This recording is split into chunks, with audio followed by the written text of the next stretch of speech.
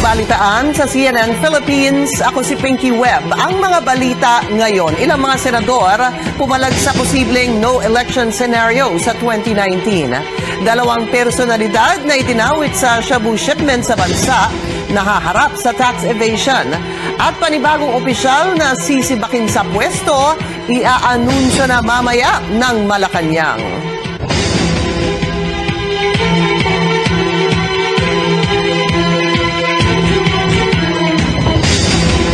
Magandang tanghali, inihayag ni House Speaker Pantaleon Alvarez na posibleng magkaroon ng no-el o no election sa 2019. Paliwanag po ni Alvarez kung uusad ngayong taon ang pagbabago ng konstitusyon para gawing federal mula presidential ang sistema ng gobyerno, kakailanganin ng transition period para dito. At kapag nangyari yan, sinabi ng House Speaker na posibleng hindi na muna magkakaroon ng eleksyon ng mga senador, kongresista at iba pang opisyal sa May 2019. Ayon naman kay Senate President Coco Pimentel, kapag natuloy ang federal system, posibleng mapalawig pa ang termino ni Pangulong Rodrigo Duterte pagkatapos ng 2022.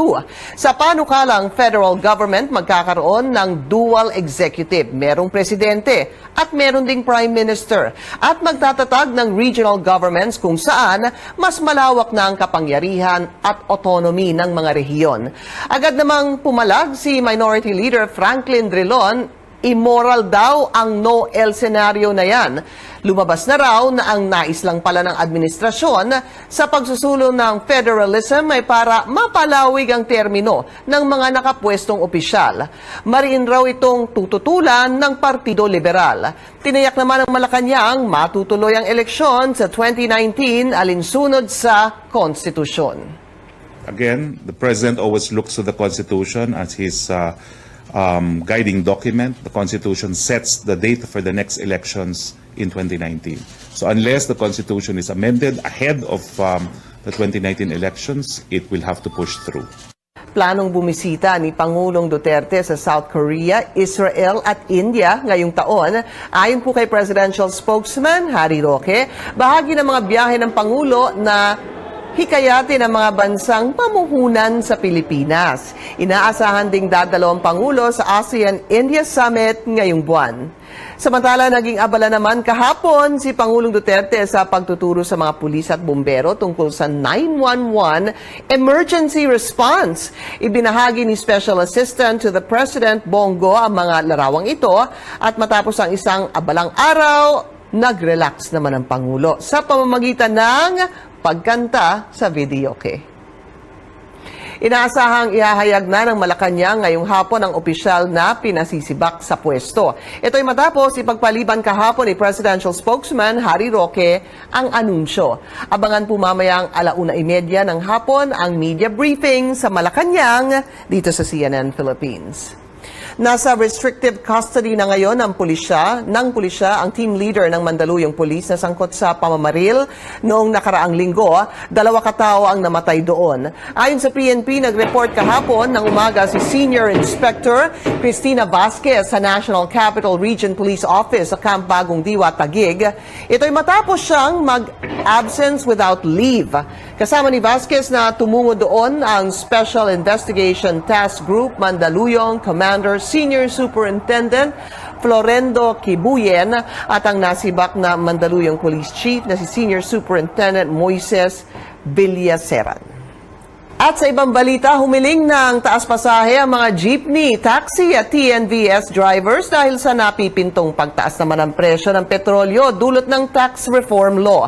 Sa ilalim po kasi ng batas, 2 piso at 50 sentimos ang itataas sa buwis sa diesel, habang mula naman sa dating 4 na piso at 35 sentimo, magiging 7 piso ang tax sa gasolina na papasanin ng mga driver. 2 piso ang hinihiling na taas pasahe ng mga jeepney driver. Bukod pa ito sa nauna na nilang petisyon na 2 pisong fare hike dahil sa sunod-sunod na pagtaas naman sa presyo ng crudo noong nakaraang mga buwan.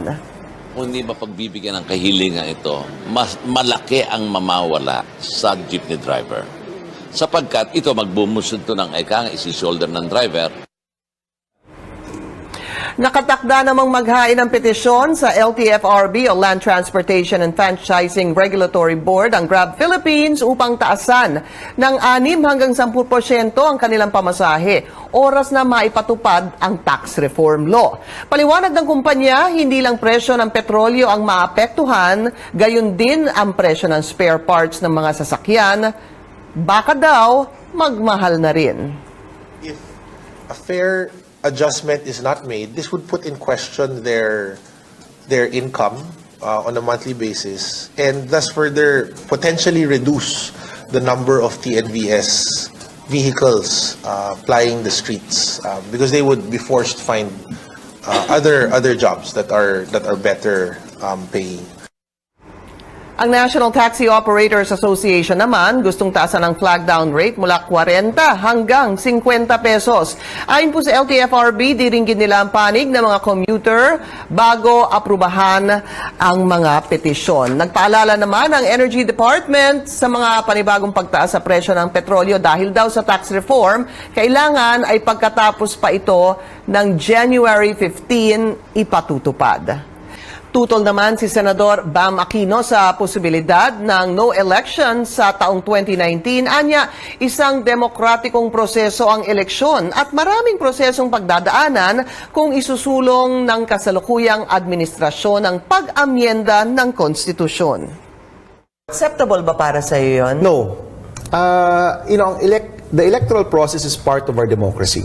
No, parte ng demokrasya natin. It's a time when people decide who they want to see leading the country. A midterm election is basically an auditing of the first 3 years of the current administration. Dumadaan ka sa mga prosesong yan dahil demokrasya tayo.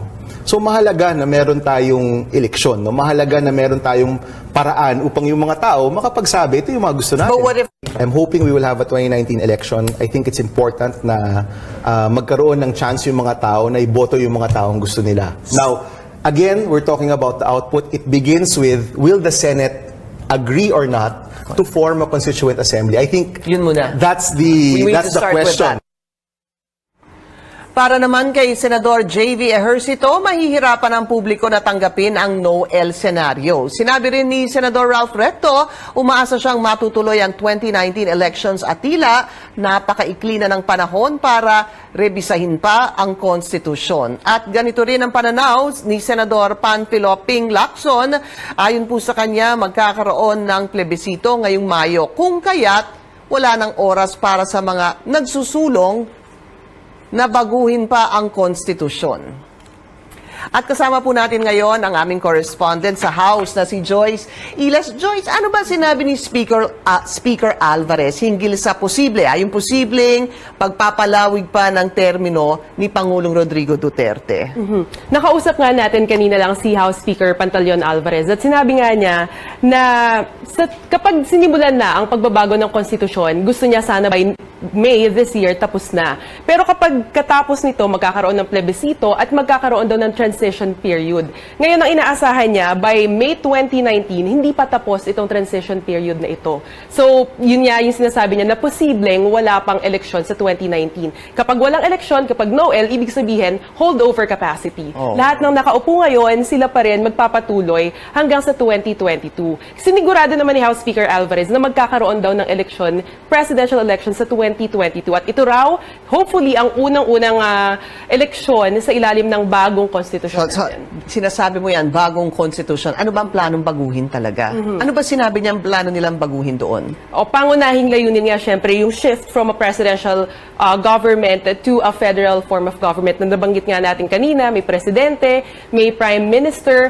At tinanong natin kung kasama ba sa babaguhin yung pagpapalawig ng termino ng presidente from 6 years, 1 term to more than kung wala na bang term limit. Sabi niya hindi pa raw niya masasagot ngayon yan. Pero ang gusto niyang mangyari raw, ang pwede niyang sabihin sa ngayon ay naniniwala siya, pagdating sa local government officials, hindi raw sapat ang 3 taon lang.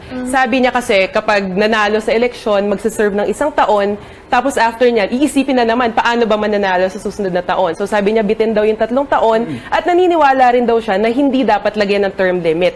Na hindi lang dapat 3 termino, hayaan tumakbo ang mga local government officials. Dapat daw, wala na to kasi ito raw actually yung nagbe-breed ng political dynasty. So walang term limit ang kanya naiisip. Yun ang gusto niya. Kasi kapag daw, pagkatapos ng 3 termino, ang mangyayari dyan yung asawa yung tatakbo, yung anak, yung kapatid. So para daw matigil ang political dynasties, tanggalin na lang yung term limit. At pag tanggalin naman yung term limit, yung tumatakbo naman, siya din ang tatakbo ng tatakbo. Hindi na yung asawa niya, siya na rin. Di ba? Di ka parang ganun din ang lumalabas. Pero ano bang plano nila? Papaano yung sinasabi nilang planong gawin ito? Con-us. Tama ba?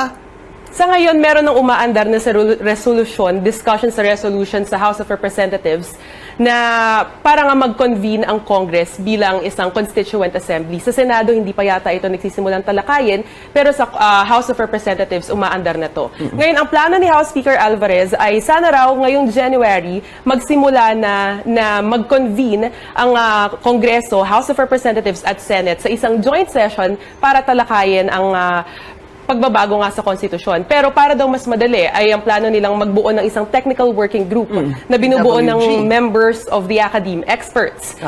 Around 20 daw, nabanggit nga niya ang pangalan ni dating Chief Justice Puno, ni dating Justice Arturo Brion, at ni political analyst Rita Carlos, at iba pa, na bubuo ng technical working group na yon, magtatrabaho na 3 hanggang 4 na buwan para bumuo ng draft constitution.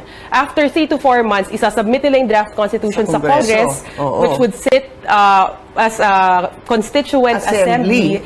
Tapos sabi niya, mabilis na lang daw yun. Inaasahan niya magiging mabilis, aaprubahan yung draft constitution na yun. Hopefully by May 2018 this year, and then magpe-plebiscite na tayo. So yan ang pananaw ni Speaker Pantaleon Alvarez. Pero syempre, alam natin, bycam nga tayo, Joyce, meron naman tayong si Cecil sa Senado. Tingnan natin kung anong reaction din ng mga senador dahil yung iba sa kanila sinasabi na tila gahol sa oras itong planong pagpapalit at yung plebisito ng May. No? Maraming salamat sa iyo, Joyce Ilas. Thank you. Sa mga balita naman sa labas ng bansa, isang pambihirang pangyayari ang naganap sa pagitan ng North at South Korea. Makalipas ang halos 2 taon, muling nagkaugnayan ang 2 bansa. Tumawag ang North Korea sa South sa pamamagitan ng isang hotline na nananatiling tahimik simula February 2016. Ipinag-utos ni Kim Jong-un ang pagbubukas muli ng linya. Alas 3 ng hapon nitong Miyerkules. 2 oras ito matapos magpahayag ang North Korea ng pagiging bukas nito sa pagpapadala ng delegasyon ng kanilang bansa sa Winter Olympics sa Pyeongchang. Samantala, muli namang nagpasaring si US President Donald Trump laban kay North Korean leader Kim Jong-un. Sa isang tweet, ipinagyabang ni Mr. Trump na mas malaki, mas malakas at gumagana ang nuclear button ng Estados Unidos kumpara sa Pyongyang. Sinabi ito ng US President matapos magbanta ni Kim na palaging naka-on ang nuclear button sa kanyang desk at kayang abutin ng kanilang nuclear weapon ang buong Estados Unidos.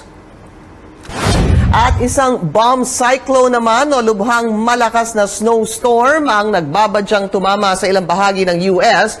Ayon sa weather officials, partikular na pinangangambahan ang maramdaman ng sobrang lamig na panahon at snow sa East Coast bukas. Sa US state lamang na New England, inaasahang magbabagsak ang tinatawag na bomb cyclone ng 6 hanggang 12 pulgadang niebe. Umabot na rin sa 12 tao ang patay kaugnay ng malubhang malamig na panahon sa buong US simula pa noong Martes. At susunod, paghahanda sa taunang traslasyon, alamin.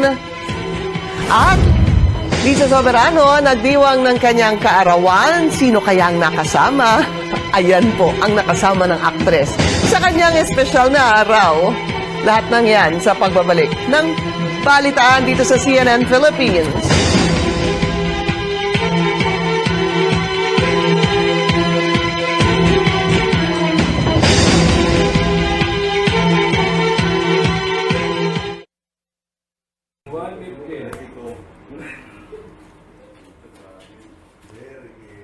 Oh, live ba tayo sa Facebook? Andyan ho ba kayo? Are you there? Parang live. Tingnan mo, mauuna pa sila sumagot sa akin. Andyan ho ba kayo?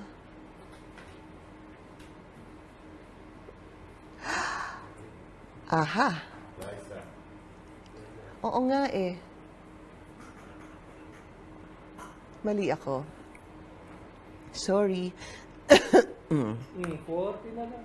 So, sandali lamang, napanood nyo ba? Siyempre, napanood nyo si Joyce Ilas, yan ang aming eksperto sa mahihiya yun pagka sinabi yun sa House of Representatives. So, kausap na nga niya si Speaker. Kayo ho ba? Tayo ho ba? Handa ho ba tayo sa federal form of government? Ano nga ho ba ito? Last 20 seconds. Napakabilis. Sige, mamaya po, pagbalik. Babalik po tayo. Yan na lang.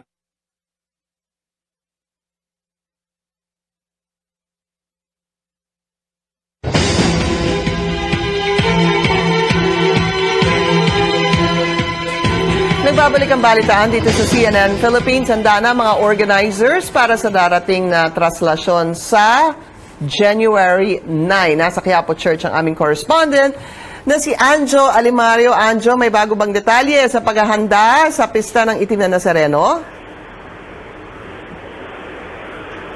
Dating na January 9, no?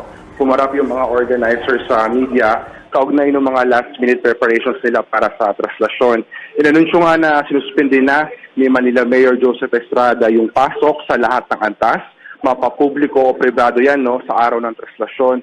Wala rin pasok sa Manila City Hall maliban na lamang sa mga departamento na may direktang kinalaman sa traslasyon. Magkakaroon din ng gun ban mula madaling araw ng January 8 hanggang madaling araw ng January 10. Nirekomenda na rin ng Manila Police District sa City Hall na magkaroon ng liquor ban sa 500-meter radius sa ruta ng traslasyon maging sa may Quirino Grandstand. Hinihintay na lamang na aprubahan ito. Magkakaroon din ng no-sale zone 1 kilometro mula sa Quirino Grandstand simula ng January 7, alas 5 ng hapon hanggang January 9 sa pag-alis ng andas. Magkakaroon din ng no-fly zone sa ibabaw ng dadaanan ng prosesyon at sa mga miyembro ng media na gagamit ng drone ay kailangan nila kumuha ng permit mula sa Executive Committee at dapat licensed drone operator lamang ang humawak nito. Pinky? Anjo, meron bang nakikitang banta? Meron ba silang kinuwento, sinabing posibleng banta sa traslasyon? Well, mabuting balita naman ng Pinky na sabi ni MPD Chief Coronel ay wala silang namomonitor na anumang actual, direct o imminent threat kaugnay ng traslasyon. Pero kahit ganoon yung sitwasyon, yung monitor nila ngayon ay tuloy-tuloy pa rin daw yung pag-assess nila ng situation leading to traslasyon. So handang-handa sila. It's a go daw, sabi ng MPD na ituloy itong traslasyon sa darating na January 9. Pinky? Maraming salamat sa iyo, Anjo Alimario. Nag-uulat. Inireklamo ng tax evasion ang dalawang personalidad na nasangkot sa pagpupuslit ng multibilyong pisong halaga ng shabu sa bansa. Nasa Department of Justice ngayon ang aming correspondent na si Claire Yao. Claire, sino ang mga inireklamo? Pinky, kinasuhan ng Bureau of Internal Revenue ngayong umaga ang dalawang star witness sa 6.4 billion pesos shabu smuggling case. Sila ay ang broker na si Mark Ruben Taguga at ang negosyante na si Kenneth Dong. Ayon kay BIR Commissioner Cesar Dulay, sinimulan nila tignan ng mga tax return ni Taguba at ni Dong nung nagsimula ang Senate inquiry noong Agosto at Setyembre. Sa hearing, sinabi ni Taguba na kumikita siya ng 190,000 pesos kada container van na pinoproseso niya. Sinabi naman ni Dong na kumikita siya ng 10,000 pesos kada container van na mai-refer niya kay Taguba. Sa investigasyon ngayon ng BIR, natuklasan nito na kumikita si Taguba ng halos 1.3 billion pesos noong 2016. Pero hindi nakarehistro ang negosyo niya na customs brokerage at trucking sa BIR. Ipinasok niya lang ito noong Setyembre nung nagsimula na nga ang Senate inquiry. Si Dong naman walang isinumiteng tax return sa BIR simula 2003 hanggang ngayon. Kinasuhan siya ng kasong tax evasion na nagkakahalagang 11.4 million pesos. Si Taguba naman kinasuhan ng 850.6 million pesos na kasong tax evasion. Ayon sa BIR, hindi magtatapos ang investigasyon dito at sisiyasatin pa nila ang tax return sa iba pang mga taong konektado sa shabu smuggling. Thank you. Claire, naging mainit yung diskusyon, yung shabu smuggling at madaming matataas na opisyal na, di ba, na-implicate dito. Meron daw bang politikal na motibo yung pag-file ng kasong yan? Pinky, hindi nabanggit dito sa filing ang pangalan ni former Davao City Vice Mayor Paulo Duterte na naakusahang may kinalaman sa shabu smuggling. Ang nabanggit na pangalan, 2 senador ng Liberal Party. Sa original na press release na inilabas ng BIR kaninang umaga, isinama nila ang pangalan ni Senator Risa Hontiveros at Joel Villanueva dahil daw nakatanggap sila ng kontribusyon galing kay Kenneth Dong noong eleksyon. Pero sa huling sandali, biglang binura nila yung pangalan nitong 2 senador sa press release. Ang paliwanag ni Commissioner Dulay, hindi pa daw kasi sila sigurado kung sino ang talagang nakatanggap ng pera mula kay Kenneth Dong. Ang alam lang nila, namimigay siya ng kontribusyon ng election. Pero ayon daw sa mga dokumentong nakuha nila sa COMELEC, nagbigay nga ng tulong si Kenneth Dong sa 2 senador na ito. Ganun pa man, sabi ng BIR, wala namang kaso doon. Ang nakita lang nila, maraming kinikita si Kenneth Dong at si Mark Taguba at dapat lang magbayad sila ng buwis dito. Thank you. Maraming salamat, Claire Yao, nag-uulat. Babantayan ng Department of Trade and Industry ang mga pagtaas sa presyo ng mga pangunahing bilihin. Dahil po yan sa epekto ng bagong batas sa buwis. Ayon sa DTI, dapat ay akuin na lang ng mga negosyante ang mga anilay maliliit na dagdag ng bagong buwis at huwag nang ipasa ito sa publiko. Nagbabalik si Claire Yao. Ngayong sinisimula na ang tax reform, ang tanong ng mga mambabatas, paano nga ba nito maaapektuhan ng mga karaniwang Pilipino? Si Senator J.V. Ejercito isa na sa mga naging kritikal sa ipapataw na fuel tax at sugar tax. Ang pangamba niya, magtataasan ng presyo ng mga pangunahing bilihin, lalo na ang pagkain. Every time the prices of petroleum or fuel goes up, there's already a domino effect. No? All the other prices will go up. But this time around, aside from petroleum, you have the sugar sweetened beverage taxes which will be implemented. Ayon sa Department of Trade and Industry, hindi dapat magtaas ang presyo ng pangunahing bilihin. Tinatansyang nasa 5% lang ng production cost ng pagkain ang dahil sa petrolyo. Ang bagong buwis, mas maliit pa, nagkakahalagang 0.4% lamang. Halimbawa, sa 1 kilong bigas na nagkakahalagang 44 pesos, ang dagdag lang ng buwis nasa 18 centavos. Ang kalahating litrong mantika naman, nagkakahalagang 120 pesos. Ang dagdag ng buwis, wala pang 50 sentimos. Sabi ni Trade Secretary Ramon Lopez, ang ganito kaliit na gastos dapat akuin na lang ng mga negosyante, kaysa ipasa pa sa mga mamimili. Hindi daw papayagan ng DTI ang mga manufacturer at retailer na magtaas ng presyo. Babantayan din ng DTI kung may lalabag ng Suggested Retail Price o SRP. Ang mga tindahang magsasamantala sa mga mamimili, may parusa. Ayon kay Steve Kua, pinuno ng Asosasyon ng Supermarket sa bansa, wala pa naman siyang nakikitang pagbabago sa presyo ng pagkain. Pero depende na sa mga negosyante kung magtatagal ba ito. It's a business decision, di ba? Do I want the market share now and increase later? Or do I want to increase now so that I protect my margins? Sabi ni Kua, tataas ang fuel tax ngayong mahirap na nga magdala ng mga produkto mula pabrika hanggang tindahan. Dagdag pa ang lala ng traffic at talagang tatagal at mamahal ang biyahe. Traffic is one of the constraints. Kasi syempre, with traffic, yung dating na-deliver mo ng 2 customer, no? 2 big customers, naging isa lang. Or pipila ka pa hindi naman kaagad pagdating, tatanggapin na kaagad. Ang consumer group ng Laban Consumer nananawagan sa gobyerno na magtalaga ng isang price czar. Isang opisyal na pangangasiwaan ang pagsagawa ng tax reform. Ito ang mag-aaproba ng mga petisyon para sa price hike. At siya din ang magtutugma nito para hindi sabay-sabay ang pagtaas ng presyo ng bilihin. Pero ayon kay Presidential Spokesperson Harry Roque, kinagampanan na ng DTI ang katungkulang ito. Claire Yao, CNN Philippines.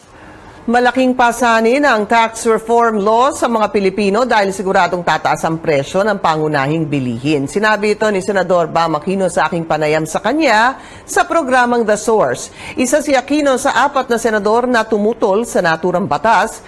Anya, nalaman niya ang hindi pa kasado ang cash transfer program ng gobyerno para tulungan ang mga Pilipinong lubhang maapektuhan ng bagong batas. Okay. Even if it's just the 2 big items, gasoline and the beverages, kahit yun palang tataas na kaagad yung presyo ng bilihin. So, that already was one big issue. Now, throughout the whole process, yung sinasabi sa amin ng DOF, wag ho kayong mag-alala, Sen, kasi may pambalanse tayo dyan. Cash which is transfer the cash transfer. Okay. Which is, the final version is 300 pesos per month for 1 year and then 200 pesos per month for 2 more years. Supposedly, this will balance out all of the increase in prices. And in fairness, tinanggap namin yon. In the period of interpellations and amendments, we find out they can't do it. At least they can't do it in there's January. no budget for it? There's budget for it. They can't do it because hindi pa handa yung systems to transfer cash to added 4 million families. Samantala, simula ngayong taon, ipatutupad na ang libreng tuition para sa state universities and colleges o SUCs. Ang batas ukol dito ay nilagdaan ni Pangulong Rodrigo Duterte noong nakaraang taon. Idinetalya ni Aquino ang mga magiging probisyon ng naturang batas. 40 billion pesos will go to fund our law, and we're quite happy with that. It's basically 3 chunks. No? You have your SUCs, which is probably the biggest bulk. You have your support for students, which we call TES, or tertiary education subsidies. Public and private can avail of that. Which is parang scholarship. Tama Parang ba? scholarship. Okay. No? You have to apply for it, Yeah. and when you get it, you're given cash. Through the school or directly from CHED, and you can use that for your expenses. And the third pillar is the student loan program, which is a little different because, of course, we have a study now, pay later program, which eventually became a study now, pay never program, no? Kasi walang Hindi na. nagbabayad. At sa issue naman ng pagpasok ng bagong telco sa Pilipinas, anya, hindi lamang China ang dapat imbitahin ng gobyerno, kundi maging ang mga kumpanya sa ibang bansa. The more the merrier. Because the more... So at least 4 or 5. At least 4 or 5, the more competitors you have, the lower the prices will be, the higher the qualities. I mean, that's basic economics thinking, no? Yes. So, tama tong paghikayat ng isa pang player sa ating bansa, but I don't think we should be satisfied with just one. We should really open it up to all the players who want to come in, make it easy to do business here. Muling mapapanood ang aking panayam kay Senador Bam Aquino mamayang 2:00 ng hapon at 7:30 ng gabi. At mamayang 7:00 ng gabi, tatalakayin ng CNN Philippines ang pamamaril dyan po sa Mandaluyong City. Makakapanayam ng aming chief correspondent na si Pia Ontiveros ang mga opisyal mula sa NAPOLCOM, PNP, DILG at lokal na pamahalaan ng Mandaluyong.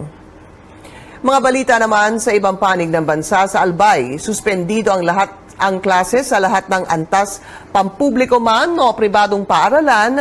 Yan ay dahil sa pagbaha at malakas na ulan na dala ni Bagyong Agaton.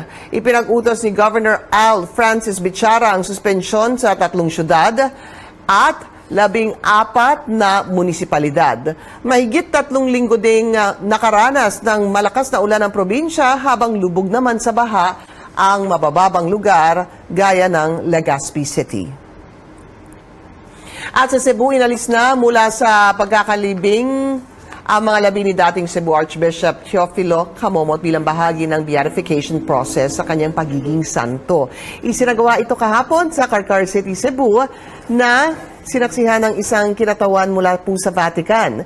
Sinundan ito ng prosesyon at binuksan naman ang isang public viewing. Kilala si Archbishop Camomot sa Cebu na may maraming tagasunod dahil sa umano'y mga milagrong isinasagawa matapos siyang mamatay. Umaasa ang Cebu Archdiocese na siya ang magiging pangatlong santo ng Pilipino. At susunod, huling 3 araw ng Metro Manila Film Festival, patuloy pa rin tinatangkilik ng mga manonood. Magbabalik ang balitaan dito sa CNN Philippines.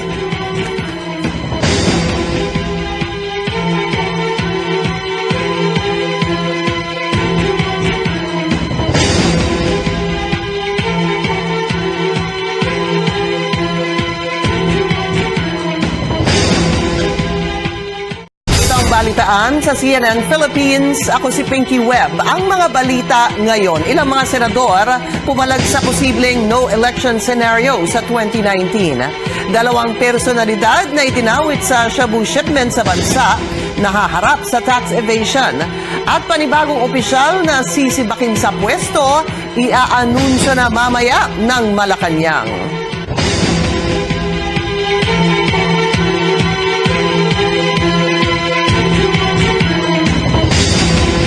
Magandang tanghali, inihayag ni House Speaker Pantaleon Alvarez na posibleng magkaroon ng no-el o no election sa 2019. Paliwanag po ni Alvarez kung uusad ngayong taon ang pagbabago ng konstitusyon para gawing federal mula presidential ang sistema ng gobyerno, kakailanganin ng transition period para dito. At kapag Kapag nangyari yan, sinabi ng House Speaker na posibleng hindi na muna magkakaroon ng eleksyon ng mga senador, kongresista at iba pang opisyal sa May 2019.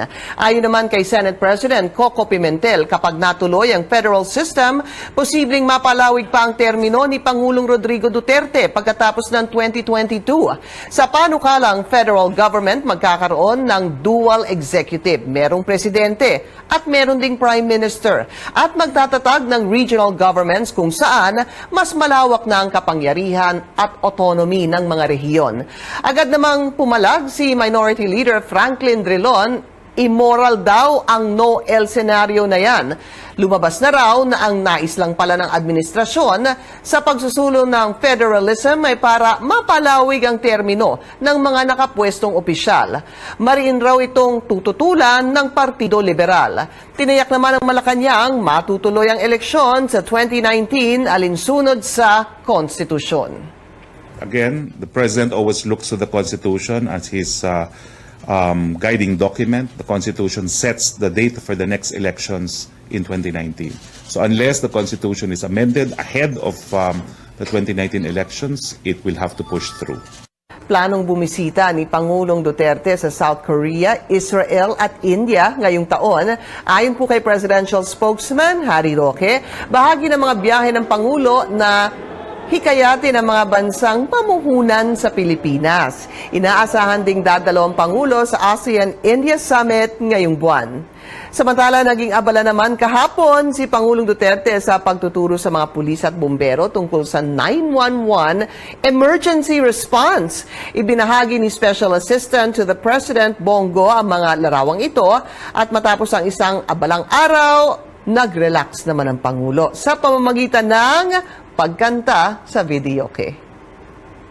Inaasahang ihahayag na ng Malacanang ngayong hapon ang opisyal na pinasisibak sa pwesto. Ito'y matapos ipagpaliban kahapon ni Presidential Spokesman Harry Roque ang anunsyo. Abangan po mamayang 1:30 ng hapon ang media briefing sa Malacanang dito sa CNN Philippines. Nasa restrictive custody na ngayon ng pulisya ang team leader ng Mandaluyong Police na sangkot sa pamamaril noong nakaraang linggo. 2 katao ang namatay doon. Ayon sa PNP, nag-report kahapon ng umaga si Senior Inspector Cristina Vasquez sa National Capital Region Police Office sa Camp Bagong Diwa, Taguig. Ito'y matapos siyang mag-absence without leave. Kasama ni Vasquez na tumungo doon ang Special Investigation Task Group Mandaluyong Commander Senior Superintendent Florendo Kibuyen at ang nasibak na Mandaluyong sa Senado.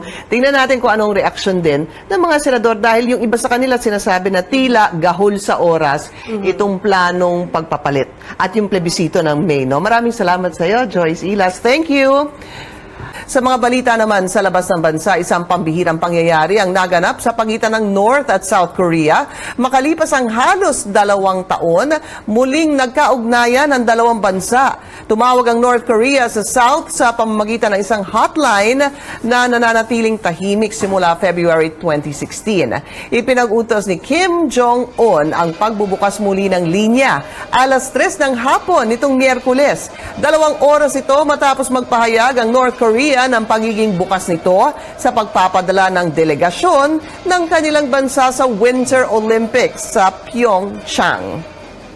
Samantala, muli namang nagpasaring si US President Donald Trump laban kay North Korean leader Kim Jong-un.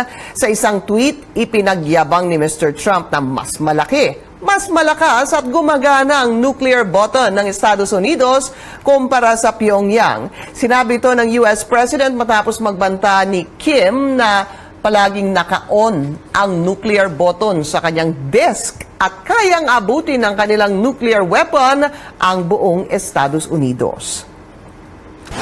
At isang bomb cyclone naman o lubhang malakas na snowstorm ang nagbabadyang tumama sa ilang bahagi ng US. Ayon sa weather officials, partikular na pinangangambahan ang maramdaman ng sobrang lamig na panahon at snow sa East Coast bukas. Sa US state lamang na New England, inaasahang magbabagsak ang tinatawag na bomb cyclone ng 6 hanggang 12 pulgadang niebe. Umabot na rin sa 12 tao ang patay kaugnay ng malubhang malamig na panahon sa buong US simula pa noong Martes.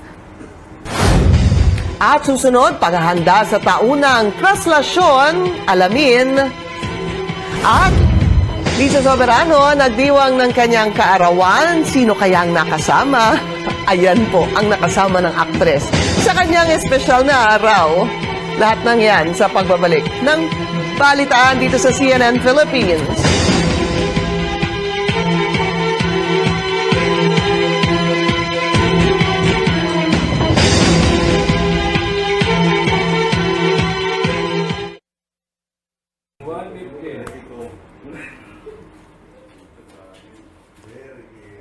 Oh, live ba tayo sa Facebook? Andyan ho ba kayo? Are you there?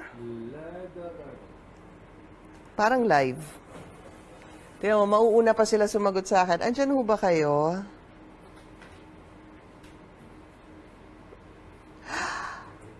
Aha.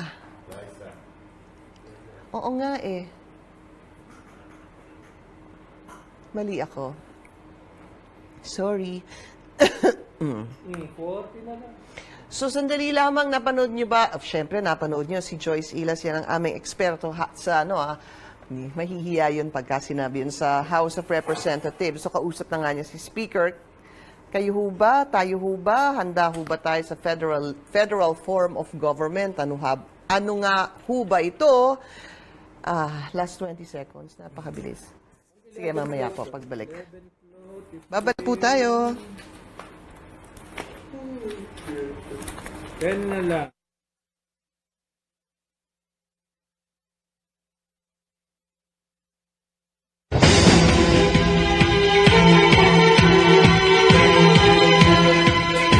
Nagbabalik ang balitaan dito sa CNN Philippines. Handa na mga organizers para sa darating na traslasyon sa January 9. Nasa Quiapo Church ang aming correspondent na si Anjo Alimario. Anjo, may bago bang detalye sa paghahanda sa pista ng Itim na Nazareno?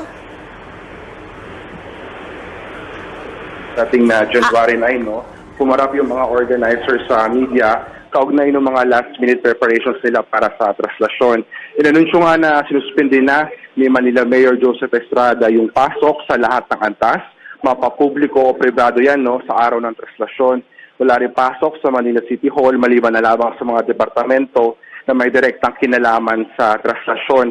Magkakaroon din ng gun ban mula madaling araw ng January 8 hanggang madaling araw ng January 10. Nirekomenda na rin ng Manila Police District sa City Hall na magkaroon ng liquor ban sa 500-meter radius sa ruta ng traslasyon maging sa May Quirino Grandstand. Hinihintay na lamang na aprubahan ito. Magkakaroon din ng no-sale zone 1 kilometro mula sa Quirino Grandstand simula ng January 7, alas 5 ng hapon hanggang January 9 sa pag-alis ng andas.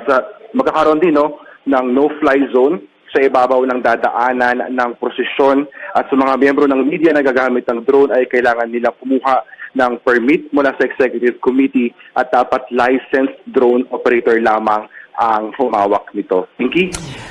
Anjo, meron bang nakikitang banta? Meron ba silang kinuwento, sinabing posibleng banta sa traslasyon? Well, mabuting balita naman Pinky na sabi ni MPD Chief Coronel ay wala silang namomonitor na anumang actual, direct o imminent threat kaugnay ng traslasyon. Pero kahit ganoon yung sitwasyon, yung monitor nila ngayon ay tuloy-tuloy pa rin daw yung pag-assess nila ng situation leading to traslasyon. So, handang-handa sila. It's a go daw, sabi ng MPD na ituloy itong traslasyon sa darating na January 9. Pinky? Maraming salamat sa iyo, Anjo Alimario. Nag-uulat. Inireklamo ng tax evasion ang 2 personalidad na nasangkot sa pagpupuslit ng multibilyong pisong halaga ng shabu sa bansa. Nasa Department of Justice ngayon ang aming correspondent na si Claire Yao. Claire, sino ang mga inireklamo? Pinky, kinasuhan ng Bureau of Internal Revenue ngayong umaga ang 2 star witness sa 6.4 billion peso shabu smuggling case. Sila ay ang broker na si Mark Ruben Taguga at ang negosyante na si Kenneth Dong. Ayon kay BIR Commissioner Cesar Dulay, sinimulan nila tignan ng mga tax return ni Taguba at ni Dong nung nagsimula ang Senate inquiry noong Agosto at Setyembre. Sa hearing, sinabi ni Taguba na kumikita siya ng 190,000 pesos kada container van na pinoproseso niya. Sinabi naman ni Dong na kumikita siya ng 10,000 pesos kada container van na mai-refer niya kay Taguba. Sa investigasyon ngayon ng BIR, natuklasan nito na kumikita si Taguba ng halos 1.3 billion pesos noong 2016. Pero hindi nakarehistro ang negosyo niya na customs brokerage at trucking sa BIR. Ipinasok niya lang ito noong Setyembre nung nagsimula na nga ang Senate inquiry. Si Dong naman walang isinumiteng tax return sa BIR simula 2003 hanggang ngayon. Kinasuhan siya ng kasong tax evasion na nagkakahalagang 11.4 million pesos. Si Taguba naman kinasuhan ng 850.6 million pesos na kasong tax evasion. Ayon sa BIR, hindi magtatapos ang investigasyon dito at sisiyasatin pa nila ang tax return sa iba pang mga taong konektado sa shabu smuggling. Thank you. Claire, naging mainit yung diskusyon, yung shabu smuggling at madaming matataas na opisyal na, di ba, na-implicate dito. Meron yung police chief na si Senior Superintendent Moises Villaseran.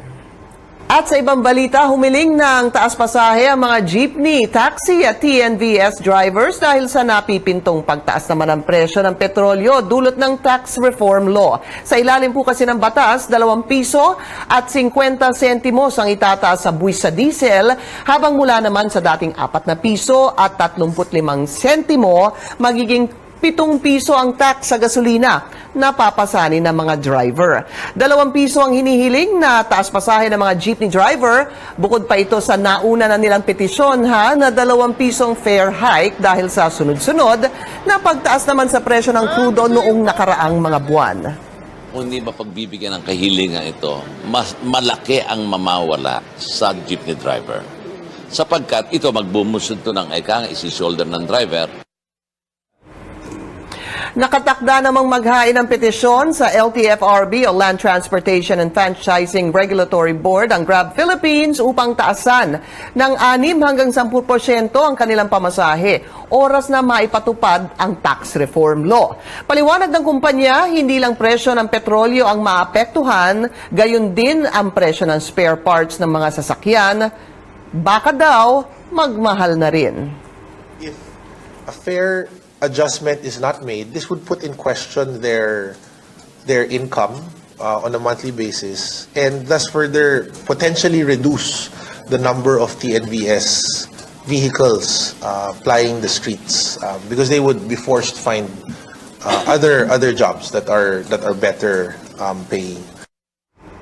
Ang National Taxi Operators Association naman gustong taasan ang flag down rate mula 40 hanggang 50 pesos. Ayon po sa LTFRB, diringgin nila ang panig ng mga commuter bago aprubahan ang mga petisyon. Nagpaalala naman ang Energy Department sa mga panibagong pagtaas sa presyo ng petrolyo dahil daw sa tax reform, kailangan ay pagkatapos pa ito ng January 15 ipatutupad.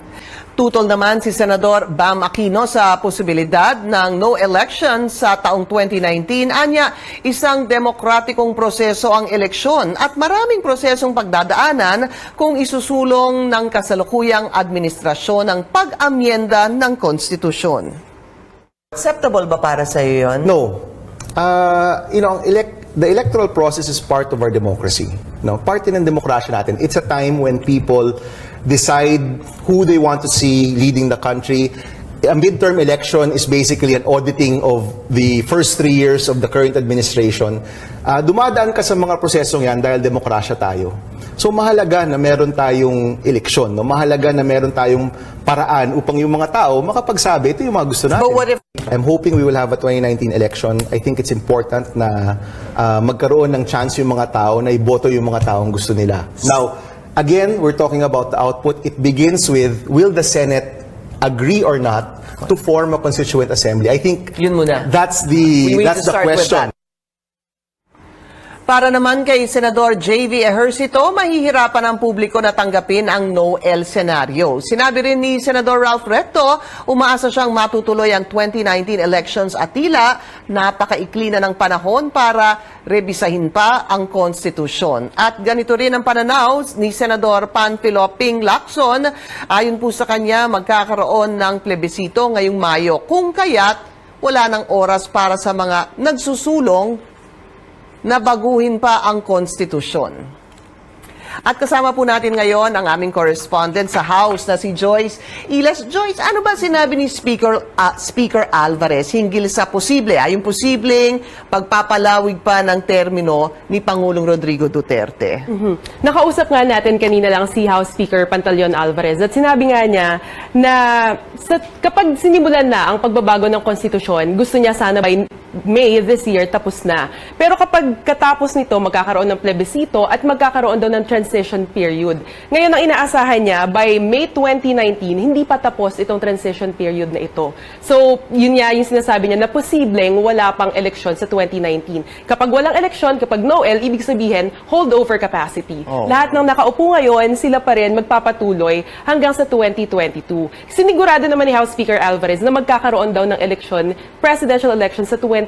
At ito raw, hopefully, ang unang-unang eleksyon sa ilalim ng bagong konstitusyon natin. Sinasabi mo yan, bagong konstitusyon. Ano ba ang planong baguhin talaga? Ano ba sinabi niya ang plano nilang baguhin doon? Pangunahing layunin nga, syempre, yung shift from a presidential government to a federal form of government. Na nabanggit nga natin kanina, may presidente, may prime minister. At tinanong natin kung kasama ba sa babaguhin yung pagpapalawig ng termino ng presidente. From 6 years, 1 term, to more than, kung wala na bang term limit. Sabi niya, hindi pa raw niya masasagot ngayon yan. Pero ang gusto niyang mangyari raw, ang pwede niyang sabihin sa ngayon ay naniniwala siya, pagdating sa local government officials, hindi raw sapat ang 3 taon lang. Sabi niya kasi, kapag nanalo sa eleksyon, magsiserve ng 1 taon, tapos after niya, iisipin na naman paano ba mananalo sa susunod na taon. So sabi niya, bitin daw yung 3 taon, at naniniwala rin daw siya na hindi dapat lagyan ng term limit. Na hindi lang dapat 3 termino, hayaan tumakbo ang mga local government officials. Dapat daw, wala na to kasi ito raw actually yung nagbe-breed ng political dynasty. So walang term limit ang kanya naiisip? Yun ang gusto niya. Kasi kapag daw, pagkatapos ng 3 termino, ang mangyayari dyan yung asawa yung tatakbo, yung anak, yung kapatid. So para daw matigil ang political dynasties, tanggalin na lang yung term limit. At pag tanggalin naman yung term limit, yung tumatakbo naman, siya din ang tatakbo ng tatakbo. Hindi na yung asawa niya, siya na rin. Di ba? Di ka parang ganun din ang lumalabas. Pero ano bang plano nila? Papaano yung sinasabi nilang planong gawin ito? Con-us. Tama ba?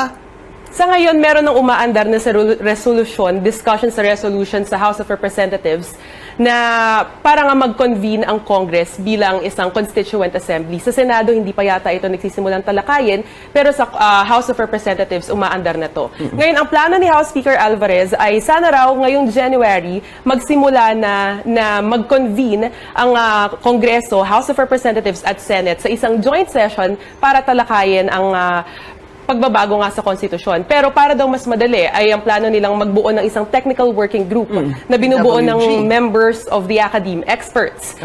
Around 20 daw, nabanggit nga niya ang pangalan ni dating Chief Justice Puno, ni dating Justice Arturo Brion at ni political analyst Rita Carlos at iba pa na bubuo ng technical working group na yon, magtatrabaho na 3 hanggang 4 na buwan para bumuo ng draft constitution. After 3 to 4 months, isasubmit nila yung draft constitution sa Congress, which would sit as a constituent assembly.